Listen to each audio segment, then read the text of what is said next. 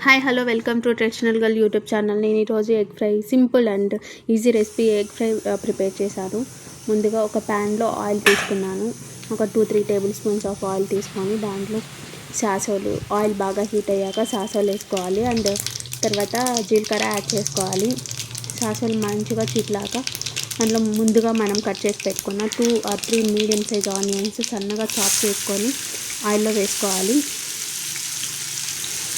తర్వాత అలాగే 3-4 పచ్చిమిర్చి స్లైసెస్గా కట్ చేసి యాడ్ చేసుకోవాలి. వేసుకున్న తర్వాత బాగా ఫ్రై అయ్యేలాగా కలుపుకోవాలి.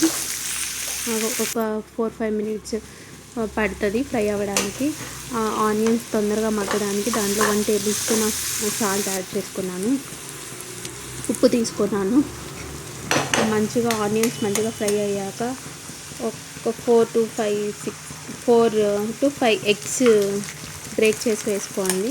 మీకు ఎన్ని కావాలంటే మరీ ఎక్కువ వేసుకోవద్దు. 2 ఆనియన్స్కి 4 to 5 ఎగ్స్ సరిపోతాయి.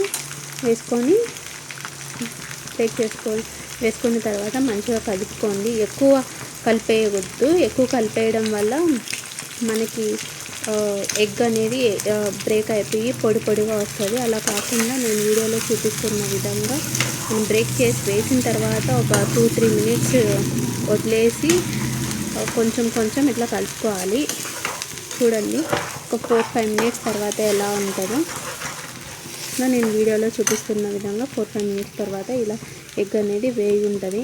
మినిమం 7 to 8 మినిట్స్ మంచి హై ఫ్లేమ్ మీద వేయించండి. ఎగ్ మంచిగా కొద్దిగా కూడా తడి అనేది లేకుండా ఎగ్ ఫ్రైలో వేయించాలి. అప్పుడే ఎగ్ అనేది వేగుతుంది. లేకపోతే స్మెల్ పచ్చి వాసన వస్తుంది. కారం కూడా అడ్జస్ట్ అయ్యింది. కొంతమంది పిల్లలు పచ్చిమిర్చి తినరు.